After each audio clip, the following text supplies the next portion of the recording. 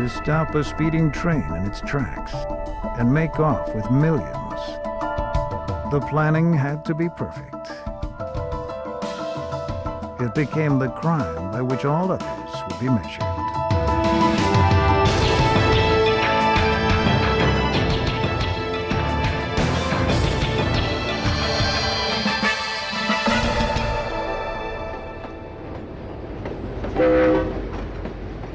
In the early morning hours of August 8, 1963, a Royal Mail train made its run from Glasgow to London.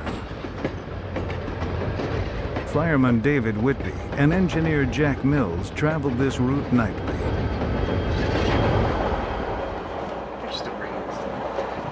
Postal workers routinely sorted and organized the mail during the run.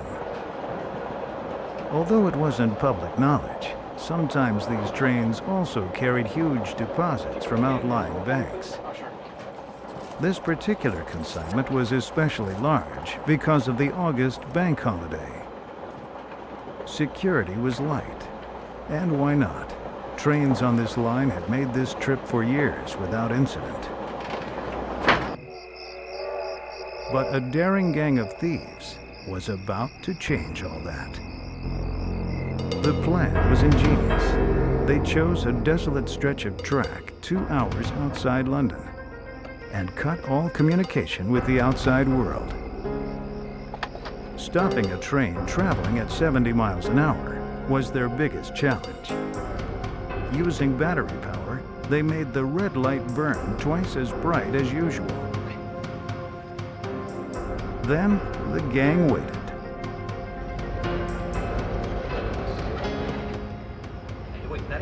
Upon seeing the red signal light, engineer Jack Mills quickly stopped the train.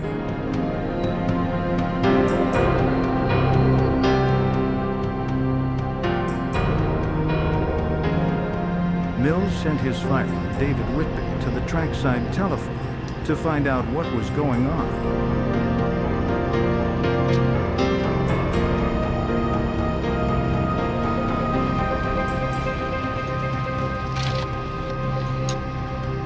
Whitby had made this run numerous times without mishap.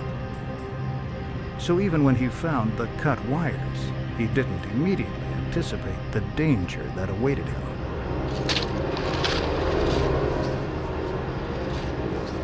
Until it was too late.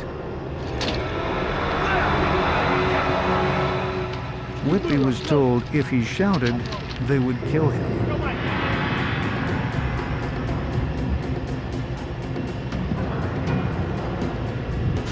The thieves made certain engineer Mills would cooperate. Occasionally, the train did stop during its run, so none of the postal workers inside suspected anything. Put your hands up!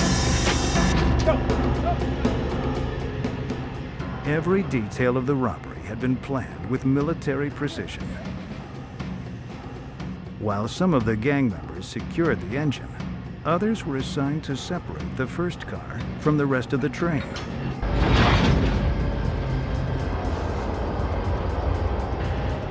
This was the high-value coach and contained what the thieves were looking for. A mile down the track, Mills was ordered to stop the train where the other gang members were waiting.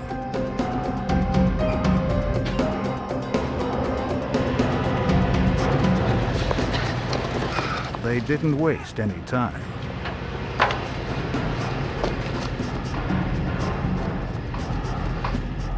The postal workers inside were caught completely off guard.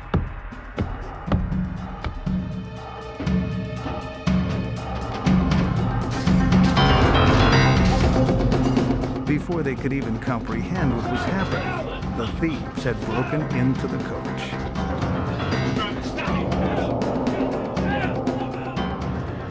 The gang then brought the postal workers forward to the engine compartment and handcuffed them along with Mills and Whitby, who were already secured.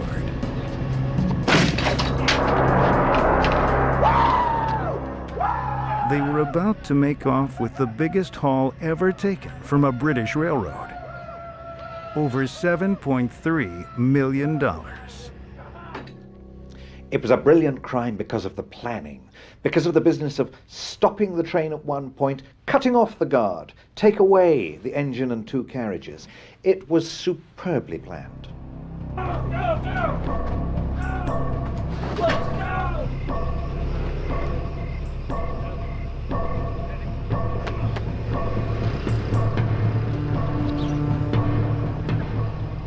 It took the thieves only 15 minutes to completely empty the contents of the high-value coach.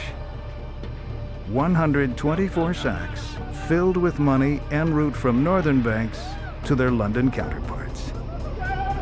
Then, the thieves drove off in Land Rovers painted like military vehicles, hoping that anyone who saw them would believe they were soldiers on nighttime maneuvers.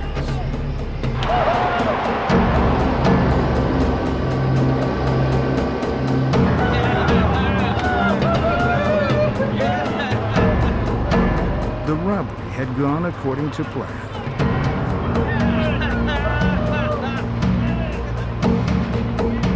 Now, their escape would have to be just as masterfully executed if they were to stay ahead of the law.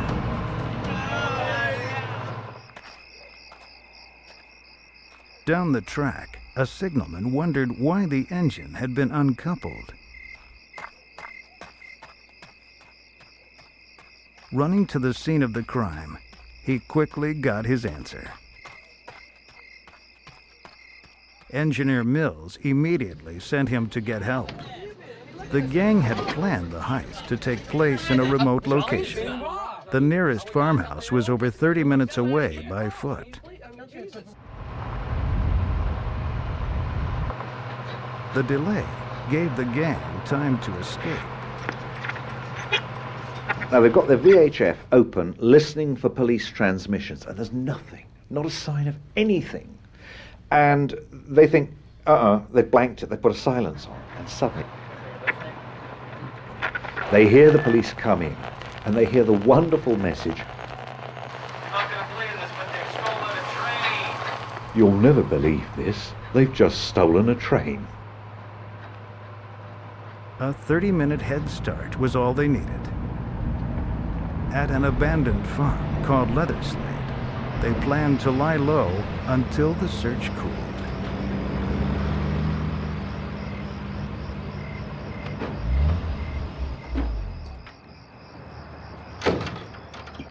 Racing against the dawn, they unloaded the money into the house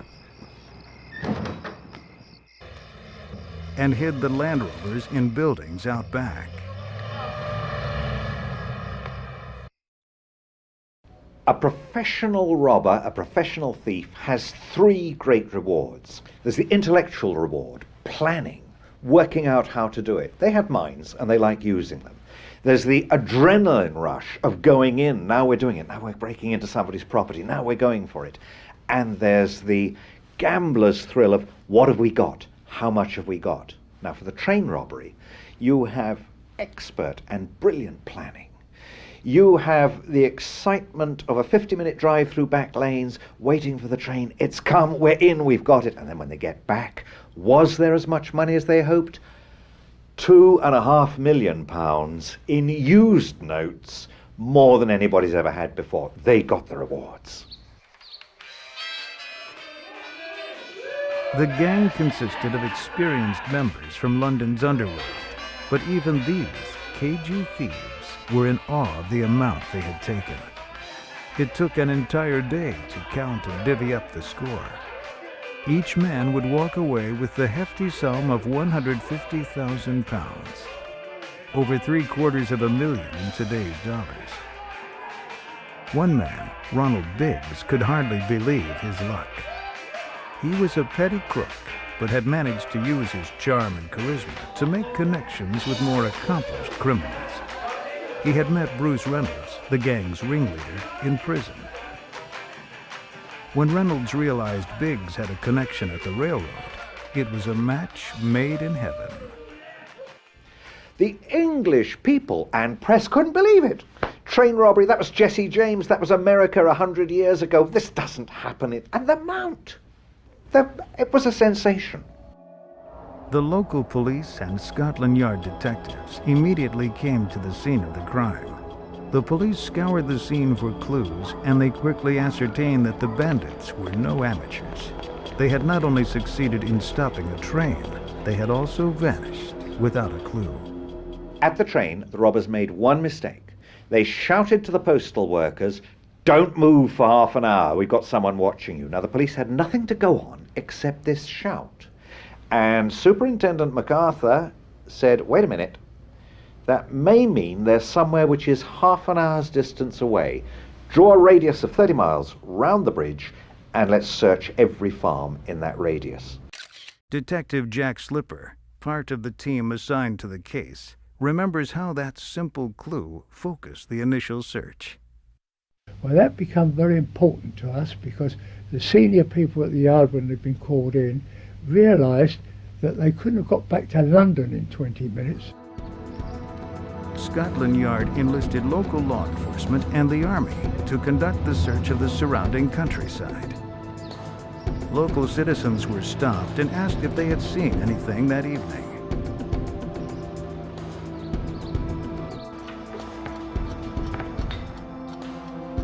The plan was to lie low for at least 4 days at the farm. Each man took a turn at keeping watch, and they carefully monitored the police radio to follow the progress of the search. When they heard over the radio that the army were being called in to search every building in a radius of 20 or 25 miles, all the barns and outhouses and everything, some of them panicked.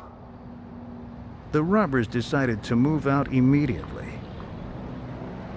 They slipped away a few at a time so as not to raise suspicion. Scotland Yard detectives knew time was of the essence. They had to find the gang before they left the country.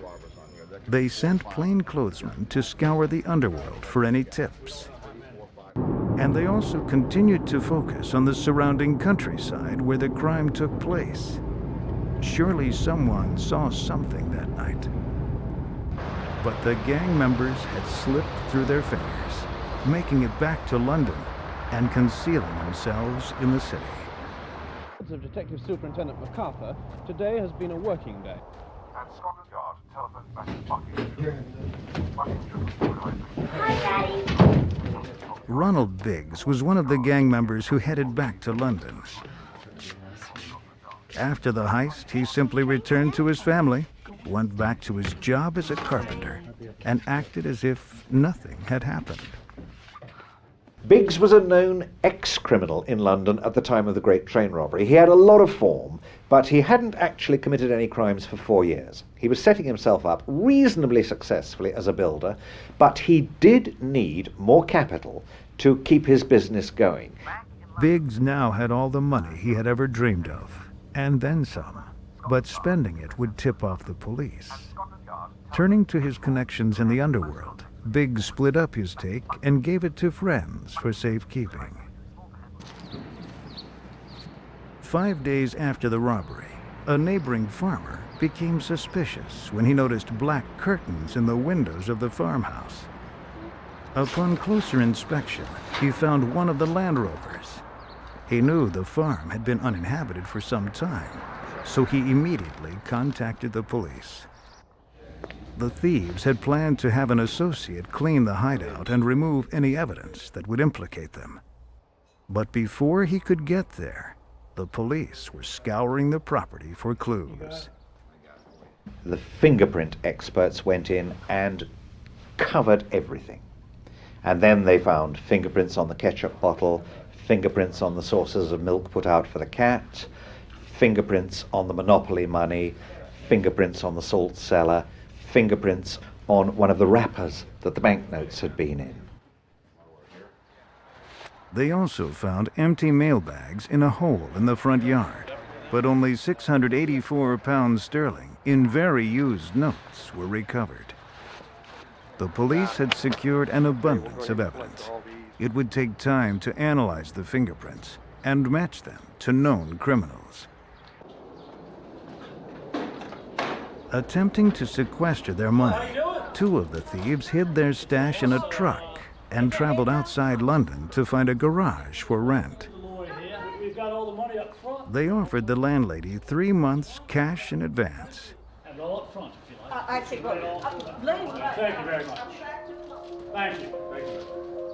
While the men were still there, she phoned the police. The robbers had unluckily called upon a policeman's widow. She was instantly suspicious when the men pulled out the large amount of cash.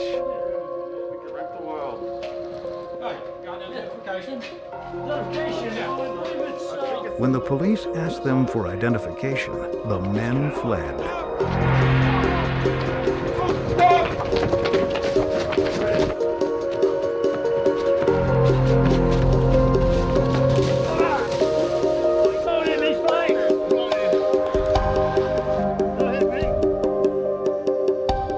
The officers inspected the truck and found over £140,000 in banknotes. In London, Ronald Biggs kept his eye on the news, but it didn't faze him that their hideout had been discovered. He was confident that he had left nothing behind that could link him to the crime. At Scotland Yard, after weeks of poring over the evidence, detectives were narrowing their list of suspects. When they examined the fingerprints from the Leatherslade farm, they discovered that the prints matched several ex-cons in and around London. One of them was Ronald Biggs. Scotland Yard traced Ronald Biggs because he'd left a fingerprint on a ketchup bottle. They quickly descended upon his apartment, Just wait right here. but Biggs wasn't at home. His wife attempted to reach him at work, but police feared that she would tip him off. The wily Biggs had so far managed to elude Scotland Yard, but now they were about to catch up to him. When Ronald Biggs got home from work that evening, he was surprised to find Scotland Yard detectives waiting for him at his flat. With each day that had passed since the robbery, he had grown more confident that he was in the clear. The police tried to get Biggs to implicate other gang members, but he refused. However, the evidence collected at Leatherslade Farm was enough for police to arrest the majority of the gang members. Charles Wilson's fingerprints were found at the farm, and he was arrested. James Hussey's prints were also found, and he was brought up on charges for buying the getaway vehicles.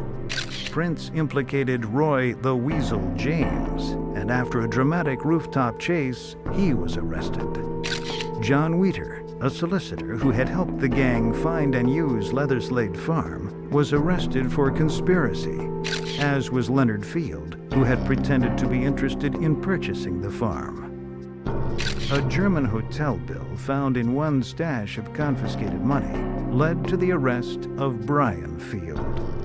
14 people were rounded up in the initial sweep, but police were only able to recover $300,000 of the £2.5 million stolen. Fingerprints on the Monopoly set implicated Bruce Reynolds, yet he proved to be one of the most difficult to arrest. The man who had masterfully planned the Great Train robbery had also set up an elaborate escape.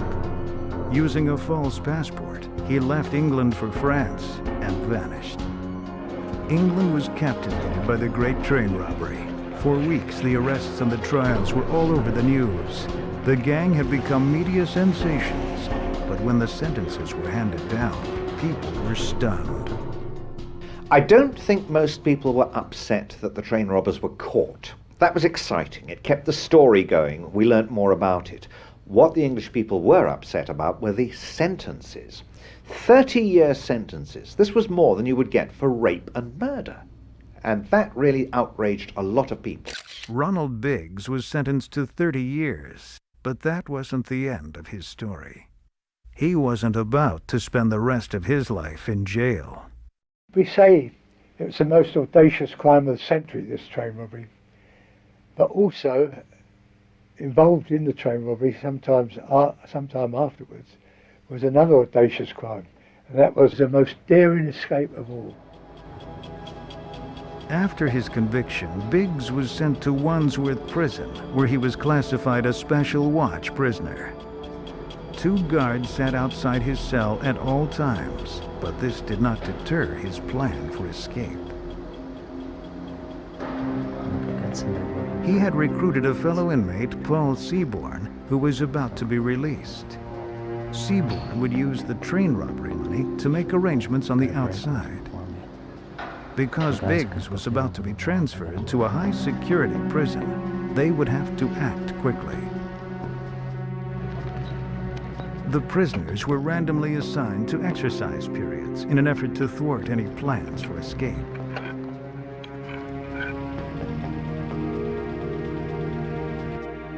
Biggs enlisted the help of 2 fellow convicts, and when they were finally all together in the yard, the plan was on.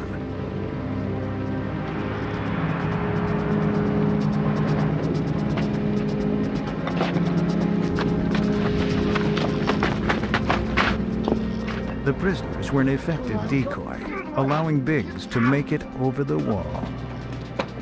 Like the robbery, the escape relied on shrewd planning and split-second timing.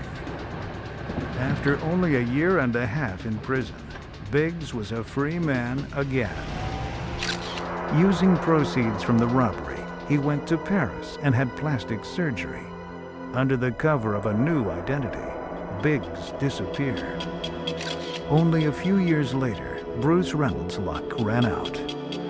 5 years after the robbery, Scotland Yard had finally snared the gang's ringleader. Now the focus was on Biggs. The manhunt led them to Australia. Scotland Yard spent months chasing leads, but Biggs kept one step ahead of the law. Persuading a friend to lend him his passport, Biggs traveled to Brazil. Biggs lived in Rio de Janeiro under an assumed name for 4 years. The money from the robbery now spent, he needed to cash in on his exploits. He persuaded the Daily Express, a British newspaper, to buy his incredible story. The brazen Biggs now, in essence, was soliciting all of England to fund his life on the lam. Jack Slipper learnt from a journalist called Mackenzie, or through a journalist called Mackenzie who was writing a life of Ronald Biggs, that Biggs was now in Rio. He went out with a warrant for his arrest. Slipper left for Brazil to bring back the man who had eluded authorities for 9 years. We kept observation on that hotel for many hours, and at 12 o'clock or just after 12 on Friday, I saw Biggs enter the hotel. Slipper arrested Biggs at the Hotel Trocadero and was about to take him back to England when Biggs found a way to stop him. His girlfriend Raimunda, who was an exotic dancer, rather an exotic figure, announced that she was pregnant. Brazil has a law that the parent of a Brazilian citizen may not be extradited. They must stay and try and support their child. Slipper returned to England empty-handed. Once again, Biggs had evaded capture. For Biggs, his years in hiding were over. He was now officially protected by the Brazilian government. The petty crook, now considered a folk hero, became one of Rio's tourist attractions. In 1993, retired Chief Superintendent Slipper, the man who had tried to bring him to justice, was reunited with Biggs in a media event staged by the Daily Express. Biggs will never come back on his own steam. He's got 28 years prison still outstanding, and at his age, he's now 69. If he does come back under his own steam, there's only one place for him, that's Wandsworth Prison. While Ronald Biggs eluded authorities, most of the gang paid dearly for this crime of the century. The majority served 10 years hard time before making parole. The great train robbery, though cunning in its conception and daring in its execution, ended in disaster for nearly everyone involved.